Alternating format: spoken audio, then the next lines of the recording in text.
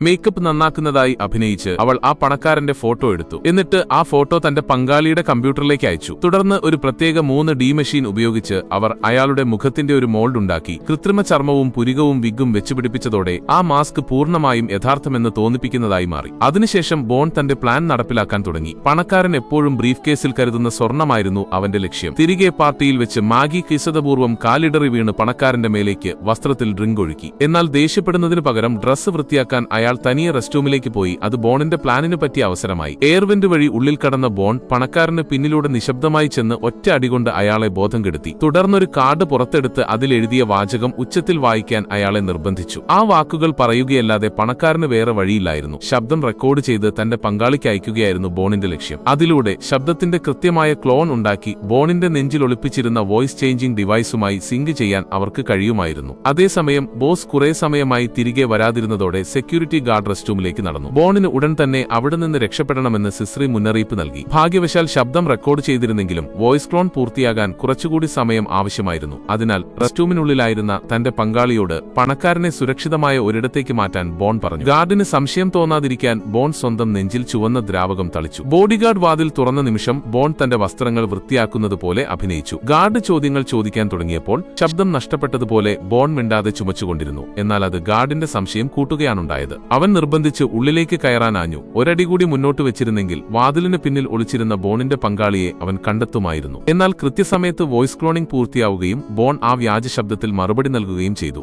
Bodyguard അത് പൂർണ്ണമായും വിശ്വസിച്ചു. എല്ലാ തെളിവുകളും നശിപ്പിക്കാൻ ബോണിന്റെ മറ്റേ പങ്കാളി പണക്കാരനെ ഒരു വേസ്റ്റ് ഏരിയയിൽ തള്ളി. ഇതിനിടയിൽ ഗാർഡിന്റെ ശ്രദ്ധ തിരിക്കാനായി ബോണും മാഗിയും ഒരുമിച്ച് നടന്നുപോയി. വഴിയിൽ വെച്ച് മറ്റൊരു ടീമംഗം താഴെ കാത്തുനിന്നിരുന്ന മാൻഹോൾ കവറിന് മുകളിൽ അവർ നിർത്തി. സെക്യൂരിറ്റി ഗാർഡുകൾക്ക് ഒരു സംശയവും തോന്നാത്ത വിധം അവർ ഒരു തുരങ്കത്തിലൂടെ രക്ഷപ്പെട്ടു.